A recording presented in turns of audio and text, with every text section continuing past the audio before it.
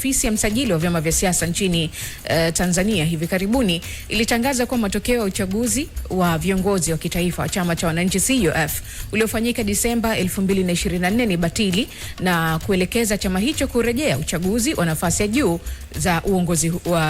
za uongozi katika chama hicho. Katika barua ya tarehe 13 mwezi huu iliyotiwa saini na naibu msajili wa vyama vya siasa Sisti Nyahoza kwa niaba ya msajili wa vyama vya siasa Jaji Francis Mutungi, ilibainisha kuwa ofisi hiyo imetoa uamuzi huo baada ya kufanyia kazi malalamiko yote yaliyowasilishwa na wanachama akiwemo Maftaha na Chuma na Miraji Mtibwiriko. Studioni hapa kutokana na suala hilo tuko naye Romanius Mapunda ambaye ni mwanachama wa CUF.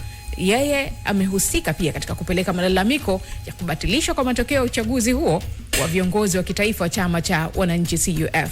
Karibu sana ndugu yangu Mapunda. Asante sana. Uko salama? Namshukuru Mwenyezi Mungu. CUF wanaendeleaje huko? CUF tuko vizuri, tunaendelea vizuri. Yes. Mnaona mambo yamekuwa moto kabisa. Mambo yamekuwa moto baada ya uchaguzi mkuu kuisha mwaka jana mwezi Oktoba. Sasa tuko na varangati lingine. Mapunda, ni nini hasa kilipelekea mfanye nafasi hii sasa ama kuchukua hatua hizi za kupeleka barua kwa msajili ya kutaka uchaguzi huu urejewe tena upya? Kuna kipi ambacho mlikiona kwamba hakiko sawa hata mkafanya maamuzi haya?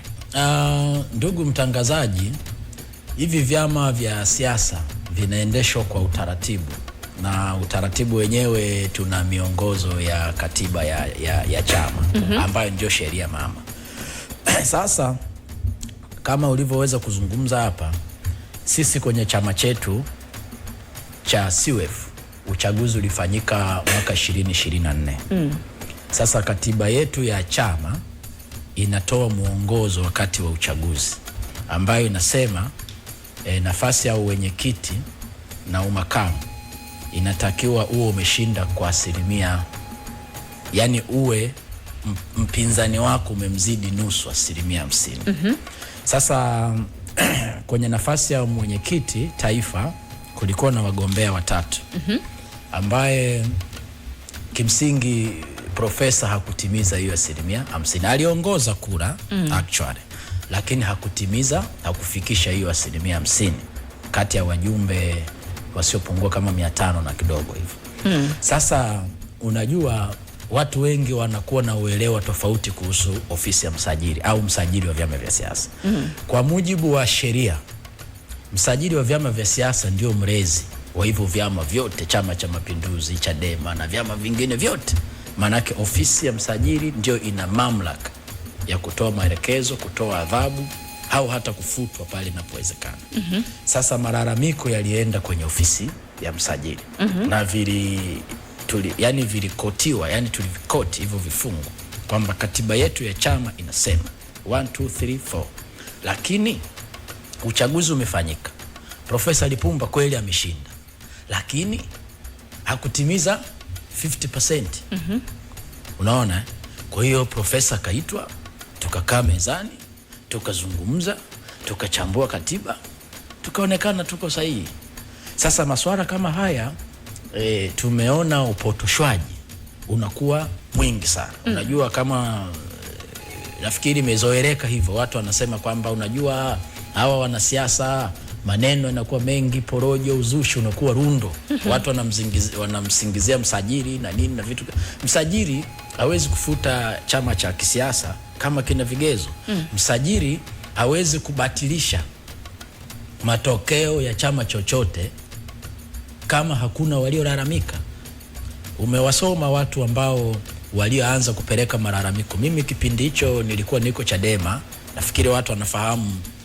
CUF nimeingia mwaka jana mwezi wa 5. Nilikuwa Chadema na niligombea wenyekiti taifa kule Chadema. Ndiyo.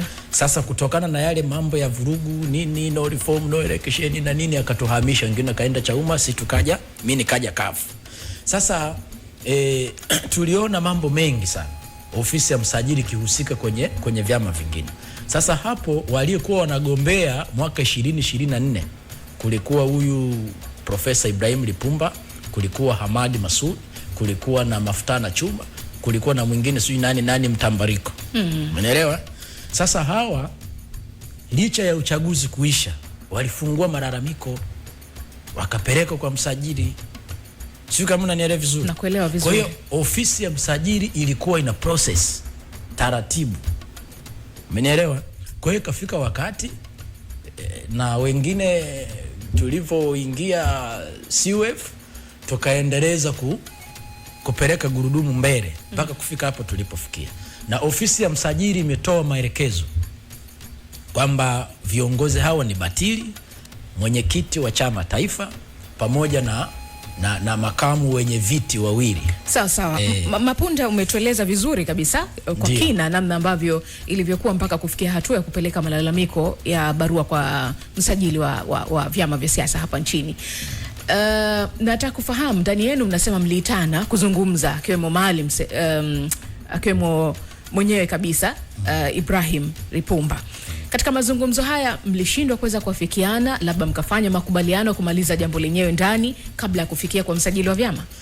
Unajua masuala haya kama nilivyozungumza, chama cha kisiasa ni taasisi. Yaani ukiona watu wamefika mpaka mahakamani ujue suluhu imeshindikana. Umenielewa? Kuna fukuto maana yake. Exactly. Haya mambo yanaanzia ndani. Na nikupe mfano, hata kama mfano unaishi kwenye familia pale nyumbani, kama mna mgogoro wa ndoa, huwezi kwenda mahakamani direct, na ukienda unarudishwa. Unaambiwa nenda, kama ni Muislamu nenda kwanza msikitini, kama Mkristo nendene kwanza kwa mchungaji aliyowafungisha. Kwa hiyo maana yake haya mambo yalianza ndani. Na point ilikuwa ni moja tu, kwamba wewe ni kiongozi lakini uko nje na kanuni ya nini ya katiba ya chama, na hata kanuni zile zinazosema uchaguzi unatakiwa uendeshwe vipi hazikufuatwa. Na ndio maana ukisoma vizuri barua ya msajili ime-explain vizuri sana kwamba kuna watu wamekuja kulalamika ofisini kwangu, wameleta barua, wameandika 1 2 3 4, na ofisi ile ya msajili madam iko very clear, yani inamuita yule aliyelalamikiwa. Alafu mnachambua kwa pamoja hoja mlizoziweka pale. Unaona? Na sasa hivi ofisi ya msajili imetoa tamko kwamba hawa viongozi ni batili, lakini pia uchaguzi uweze kurudiwa mara moja. Katika sasa, watu ambao mlishiriki uchaguzi mlikuwa watu wangapi? Kama nilivyozungumza, wapiga kura wale wajumbe walikuwa 500 na kidogo. 500 na kidogo. Nitarejea kwako hivi punde Mapunda, ili tuweze kuzungumza kwa uzuri kabisa. Asante sana.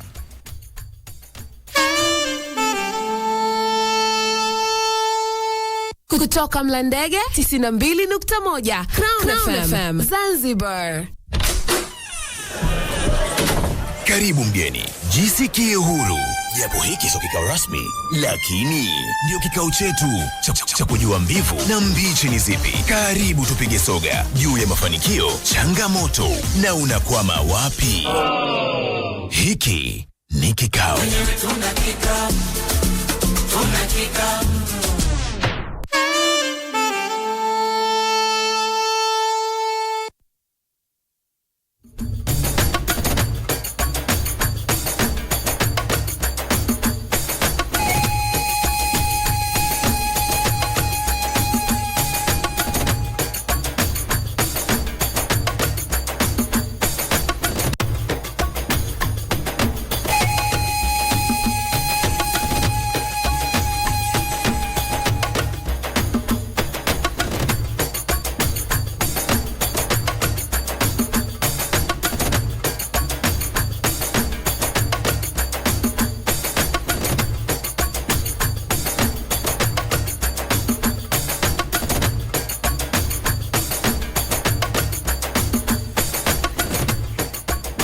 Dakika 31 hivi sasa baada ya kutimu 12, ikiwa ndio kwanza unaungana nami wakati huu, kipindi hewani ni Kasri mpaka 3 kamili usiku ndipo tutaweka tamati hapa ndani.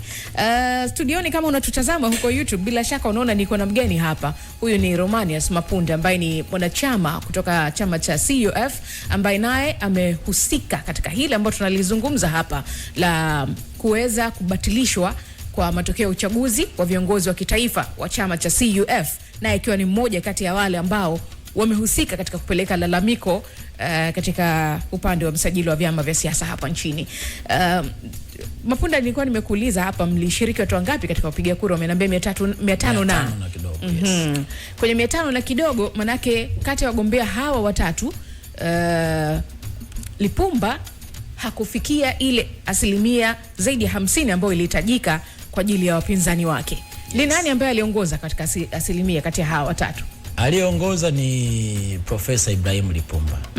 Lakini hakukizi vigezo vya kikatiba vya kufikia hiyo asilimia. Profesa Lipumba ili awe mwenyekiti halali alitakiwa ashinde kura zisizopungua 251. Hiyo ndio katiba inavyosema. Ambapo akaishia kwenye kura ngapi? Kama 170 na kitu. Wenzake walikuwa nagombea, kuna yoyote ambaye alimfikia idadi ambayo yeye amefikisha? Hapana. Na ndio maana yeye akawekwa kuwa mwenyekiti, kwa sababu yeye alikuwa juu ya wote. Lakini katiba inasema inatakiwa, yani kwa katika idadi hiyo ya wajumbe ukigawa kwa 50%, yani awe juu ya hao, yani angalau apate kura 251. Kwa maana hiyo kati ya wagombea ambao watagombea nafasi hii ya uwenyekiti, hao watatu wowote wale, kama hawatafikisha asilimia 50 ya kura zote za watu zilizopigwa pale ndani, hapata kuwa na mshindi. Tunarudia, uchaguzi unapaswa kurejewa mpaka atakayeshinda azidi asilimia 50. Sawa kabisa. Yeah. Kuna tetesi ambazo pengine zimekuwa zikizungumzwa huku nyuma kwamba huenda kuna vikundi fulani ndani ya chama cha CUF vikiwa pengine vinataka nafasi hii ya uwenyekiti. Labda pengine mmechoka nafasi ya Lipumba uwepo pale kwa miaka mingi mno akiwa anaongoza nafasi ile. Hili lina ukweli wowote ambao pengine imepelekea nyinyi kuweza kupeleka lalamiko lenu katika upande wa chama cha msajili wa siasa hapa nchini? Hilo halina ukweli wowote, kwa sababu kwenye swala la kuongoza muda mrefu kikatiba sio dhambi. Lakini pia swala la mwanachama kuitamani nafasi fulani kikatiba pia sio dhambi. Kwa mfano mimi Romanus Mapunda nimetangaza nia jana. Nimetangaza nia, nitachukua fomu, nitagombea uwenyekiti wa chama cha wananchi CUF taifa. Na baada ya kuchukua maamuzi hayo na kutangaza kwenye vyombo vya habari, ni baada ya kuona, baada ya msajili kubatilisha hao viongozi, kuna maneno yanazalishwa na yanaendelea kuzalishwa mpaka hivi sasa kwenye vyama vyetu. Kuna wahuni wamepandikizwa mle, wanazalisha maneno kuwaua watu nguvu ili wasigombee. Wanasema kwamba uchaguzi utarudiwa, lakini wenye mamlaka kurudia kuchukua fomu na kugombea ni wale waliogombea awali. Tena mshindi wa kwanza na wa pili tu, ambao kwa kimsingi sio maelekezo ya msajili. Hayo ni maneno tu wamepandikizwa wahuni ndani ya chama. Kwa hiyo wanapublish vitu ambavyo havipo. Na mimi nimezungumza jana kwenye vyombo vya habari na leo narudia tena kusema hapa. Ofisi ya msajili imetoa tamko lililotolewa, viongozi wale ni batili, uchaguzi unatakiwa kurudiwa kwa sababu kanuni hazikufuatwa. Sasa kama kanuni hazikufuatwa, ina maana mifumo yote iliyosimamia ule uchaguzi haikuwa ni sahihi. Hata wale wateule wa mwenyekiti, kwa mfano manaibu wa katibu wakuu wa Zanzibar na bara, ni batili. Profesa Lipumba ameteua wale wajumbe wa baraza kwa mujibu wa kikatiba na mamlaka kuteua wajumbe 10, ni batili. Sasa tunapozungumzia hii kitu ni batili, uchaguzi unaanza upya, na ndio ofisi ya msajili imeeleza hivyo. Kwa hiyo niombe na nichukue fursa hii niwaombe waheshimiwa viongozi ambao watakao simamia zoezi la uchaguzi wa chama chetu watii sheria, halafu pia tufate katiba yetu ya chama. Kama vile filosofi yetu tunaamini chama cha CUF kina haki sawa kwa wote, kisifikiswe watu. Kwa hiyo itikadi ama tunasema mwongozo wa chama chenu unaruhusu kwamba kama uchaguzi hautakuwa kihalali, utakaporejewa unaruhusu kuingia watu wapya, tofauti na wale wa awali, si ndivyo? Yes. Sawa kabisa. Nikurejeshe nyuma kidogo, wakati nimekuuliza kwamba tetesi hizi kuhusiana na namna maneno yanavyosemwa kwamba huenda mmechoshwa na uwepo wa profesa pale kukaa kwa miaka mingi, nanyi damu changa mnataka kuingia kuongoza chama, that's why mnaleta figisu za namna hivi. Kama ambavyo umenieleza kwamba hazina ukweli wa namna yoyote. Sasa swali langu jingine ni kwamba Profesa Lipumba ni mmoja kati ya wanasiasa kongwe sana hapa nchini, na unapozungumza chama cha CUF lazima utamtaja Profesa Lipumba. Yeye ni mmoja kati ya wasisi wa chama hichi na ametumia nguvu nyingi katika kukijenga na kukikuza pia.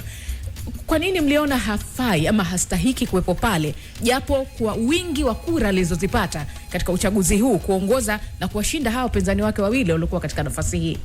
Swala la kupumzika, Lipumba atakuwa sio wa kwanza, na tukipata mifano kwenye vyama vingine, hata Chadema ulikuwa uwezi kuizungumzia Chadema bila kumtaja Mheshimiwa Freeman Mbowe, lakini leo kapumzika. Na Lipumba kuna watangulizi wake walitangulia pale. Yani issue ya yeye kukaa miaka mingi, kama nilivyozungumza mwanzo, sio dhambi kwa mujibu wa kikatiba, ila ashinde kihalali. Yani ashinde kihalali. Mbona miaka mingine uchaguzi uliopita alishinda kihalali, hakuna watu walifungua kesi mahakamani au Mapunda? Bila shaka kwenye chama tunapokuwa na chama kimoja, manake sisi sote ni wamoja, tunaongea kauli moja, tunayoyafanya tunashirikiana kwa pamoja, na hata tunapotaka kuweka kiongozi wetu, manake kiongozi ambaye tutakuwa tumemkubali sote na kuona kwamba huyu kweli anastahiki kukalia kiti hiki na kutuongoza katika chama chetu, ndivyo sivyo? Sawa sawa, swadakta kabisa. Kama ni swadakta, unakubaliana na mimi hichi ninachokisema, kulikuwa kuna mantiki yote ama jambo lolote la kuona kwamba Lipumba hastahiki tena kukalia kiti hiki, kwamba anahitajika mtu mwingine tofauti? Mlikuwa mna sababu nyingine tofauti ama kama nilivyozungumza awali, katiba haijaweka limitation kwamba wewe ukishaongoza miaka 10, 20, 50 uruhusiwi tena. Yani katiba inaruhusu mtu kugombea, akiweza agombee mpaka kifo chake. Ndio. Na kama unashinda, chama kinakuamini, wapiga kura wanakuamini, wanaendelea kukupa wewe powerful ya kuendelea kuongoza hicho chama. Unaweza kaongoza hadi unajifia hapo hapo. Sasa issue ni kwamba sio Profesa Lipumba tumemchoka. Issue sio kwamba Profesa Lipumba ameongoza miaka mingi. Issue ya msingi ni kwamba amekuwa mwenyekiti kinyume na katiba. Na ofisi ya msajili, kwa bahati nzuri Mheshimiwa Jaji Mtungi ni mwanasheria, sio bwana? Lakini pia chama chetu kina mwanasheria mkuu aliitwa, hata kama kwamba hakushinda kihalali kama unavyosema kwamba inatakiwa iwe asilimia zaidi ya 50. Sio kushinda kihalali. Alishinda kihalali ila hakukizi vigezo. Ndo uhalali wenyewe haupo hapo. Kama haukushinda vigezo, manake haupo kihalali. Manake haukufikia vile vigezo, si ndivyo? Sawa sawa. Kama ni mtu ambaye mnamuona ana umuhimu katika chama na ni mtu ambaye amehusika kwa asilimia kubwa na anaonekana ile nafasi yake na nguvu yake uwepo pale, kungekuwa na nani yoyote kutaka pengine lalamiko lisonge mbele, si angeachwa tu pale pale kwenye kiti? Manake kuna jambo ambalo pengine nyinyi mnaliona haliko sawa, ama mnatamani uwepo wa mtu mwingine kukalia hii nafasi, ndio maana mmepeleka malalamiko haya. Hichi ndicho ambacho natamani kukisikia mkikizungumza hapa, mtuweke wazi Mapunda kwamba kuna nini ndani. Kilichoko ndani ni kwamba uchaguzi haukufuata vigezo. Lakini kilichoko ndani, ofisi ya msajili imeshatoa maelekezo, tunatakiwa kurudia uchaguzi. Na mgombea kwa sasa nimeshajitokeza mimi wa kwanza. Yani naingia pale kama upepo. Kwa hiyo na nitachukua fomu panapo majaliwa, inshallah nitagombea nafasi ya uwenyekiti taifa. Lakini pia chama chetu nimekielekeza wazi, endapo haya yanayohasisiwa sasa, yanayohasisiwa ndani ya chama chetu, kwamba kutaka kuwaroki watu wasichukue fomu na kugombea nafasi ya wenyekiti, either nafasi yoyote ambazo zimeainishwa na msajili, nitaendelea kuongoza tena watu kupeleka kwa msajili. Nitamwambia msajili yale maamuzi ulioyatoa yamepuuzwa. Lakini Mapunda, wewe ulikuwa, nakumbuka uzuri na umetueleza hapa kwamba ulikuwa ni moja kati ya wafuasi wa chama Chadema. Ulitoka kule ukaingia CUF mwaka jana tu mwezi wa 5, manake bado hauna muda mrefu, hauna hata miaka mingi pale ndani. Na kule ulipotoka pia uligombea nafasi ya wenyekiti lakini haukufanikiwa kupata. Kwa hatua hii Mapunda, huoni kwamba unaweza kutengeneza picha pengine kwa unaweza kuonekana mbele ya macho ya watu kwamba wewe ni mpenda madaraka na si mpenda maendeleo wa chama? Chama chetu kina katiba na kila kitu tunachokifanya tunafanya kitu kwa mujibu wa kikatiba. Katiba yetu ya CUF inasema wewe leo madamu ukijiunga na CUF una haki sawa na wanachama wote, hata yule aliyejiunga mwaka 1992 toka mfumo wa vyama vingi unaanza. Kwa hiyo una haki sawa. Yaani wewe ukijiunga leo ukalipia ada yako ya wanachama, unaweza ukagombea urais, unaweza ukagombea ukatibu, ukagombea wenyekiti wa chama taifa kama mimi ninavyogombea. Kwa hiyo hicho kigezo yani make sense kwamba huyu bwana anaweza kawa na, ingawa nayasikia yanazungumza huyu ametu na CCM sijui kufanyeje, hivyo vituko vipo. Lakini kwenye siasa haya mambo yapo na uwezi kuyazuia. Kwa hiyo watu waache waseme, lakini ukweli ni kwamba mimi na uhitaji wenyekiti. Yani hiyo umeamua kuweka wazi kabisa. Yani mimi na uhitaji, hutaki kupepesa maneno. Na hiyo ya Chadema na wasikia hata kule kwetu wanasema kwamba Mapunda uligombea wenyekiti Chadema lakini ukupata. Mimi nilichukua fomu, niligombea wenyekiti Chadema. Nilivyochukua fomu kugombea wenyekiti Chadema tulikuwa 4. Freeman Mbowe, mimi nilikuwa wa kwanza kuliko wote. Freeman Mbowe, mimi, Lissu pamoja na Odero. Lakini baadaye nakumbuka mnafahamu vizuri, Lissu aliniita pale kwake tukakaa tukazungumza, akanishauri. Nilikuwa mimi na Odero wote, akatuita akatuambia bwana, sisi wote tunataka kumtoa Mbowe. Kwa hiyo cha msingi ni naomba mnipishe mie, nyinyi mniunge mkono mie isije kura zikagawanyika. Kwa hiyo Odero akakataa, mimi nikakubali kumuunga mkono Lissu na akaniteua kuwa kampeni manager wake. Kwa hiyo nikazunguka nchi nzima kumuombea kura na tukashinda. Kwa hiyo mimi nilichukua fomu kuomba wenyekiti, lakini baadaye nilijiondoa kabla ya mchakato. Kwa hiyo mimi sijawahi kugombea wenyekiti mpaka jina langu likaingia kwenye ballot paper. Lakini safari hii kwenye varangati hili mpaka mwisho umo. Na mimi nina uhakika pale asubuhi tu, nina uhakika nashinda asubuhi kabisa, na kabidhiwa chama na 2030 na iondoa CCM. Kwa nini una imani kwamba utachaguliwa kwenye nafasi hii ya wenyekiti? Mimi mwaka 2025 nilikuwa mgombea wa ubunge jimbo la Ubungo kupitia chama hiki, chama cha CUF. Lakini pia nilikuwa kwenye moja ya kampeni manager waliokuwa nazunguka na mgombea wa urais nchi nzima. Kwa hiyo nimezunguka, nimefahamiana na watu, lakini pia naona kabisa chama hiki kina mapengo mengi sana, ambayo unajua Profesa Lipumba si kwamba hafai, lakini Profesa Lipumba alishakijenga hiki chama tokea ujana wake mpaka sasa hivi sijui na miaka 100. Kwa hiyo sasa hivi anatakiwa tuachie sisi damu changa tukajenge nchi. Kwanza tukijenge chama, halafu yani kuna baadhi za wilaya chama hamna. Na wakati miaka ya nyuma kipindi Profesa Lipumba akiwa kijana tulikuwa na wabunge. Kwa mfano pale Mtwara mjini tulikuwa na mbunge. Pale Songea tulikuwa na wabunge. Geita huko Bukoba kote huko tulikuwa na wabunge. Lakini uchaguzi huu uliopita 2020 kafu ikapata mbunge mmoja. 2025 hatuna hata mbunge mmoja. Sisi sasa hivi kafu inazidiwa na Chauma wana yule Oresta mbunge wa hapo Segerea. Si ndio? Sasa uoni kwamba chama kinakufa? Manake kwamba mnaona kuna gap kubwa ambalo limejitokeza yani kwa hivi karibuni na linahitaji mabadiliko. Hiyo yote inatokana. Manake umerudi katika kile nilichokisema kwamba lipo jambo la ziada, na si tu kwamba kusema hakushinda kwa kupata ule mwongozo wa asilimia stahiki zilizohitajika, isipokuwa hamumtaki Lipumba tena kusalia katika kiti kwa sababu amesha hudumu kwa muda mrefu na mnahitaji mabadiliko hivi sasa. Kwa mfano kwa sasa hii kauli sipendi kuitumia maana haijakaa vizuri kusema hatumpendi. Mfano sasa hivi tukaenda kwenye election, wapiga kura wakamwamini wakamchagua, atakuwa mwenyekiti wetu. Na ikitokea hivyo hautajisikia vibaya rohoni mwako? Maana mimi nilipokuwa Chadema, kwanza kabla ya kuwa Chadema nimetoka Chama cha Mapinduzi. Nilikuwa mwenyekiti wa UVCCM, nikaja Chadema, nikawa diwani, nikawa mwenyekiti wa halmashauri. Kwa hiyo wewe unafikiri mpaka nimefika hapa sijui kwenye uchaguzi kuna kushinda na kushindwa?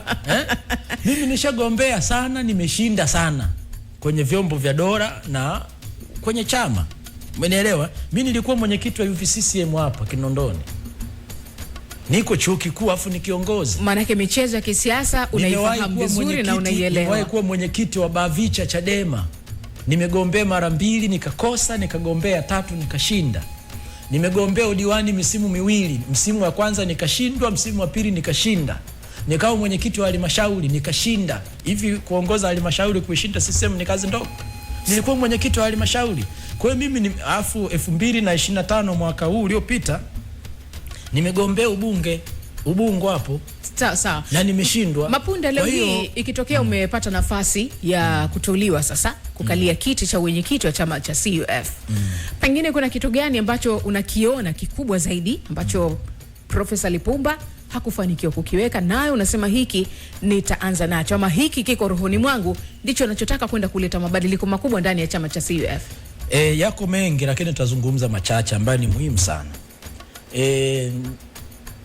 Kama nilivyozungumza mwaka jana nimegombea ubunge, lakini nilishuhudia mambo mengi ya ajabu ambayo kama yafuatayo. Hayo mambo ya ajabu, sisi wabunge tulivyokuwa tunagombea kwenye majimbo yetu, chama kilikuwa kishushi ruzuku kwa wagombea, ambayo baadhi ya maeneo mengi au majimbo mengi wagombea walishindwa kuparticipate vizuri kufanya kampeni kwenye maeneo yao.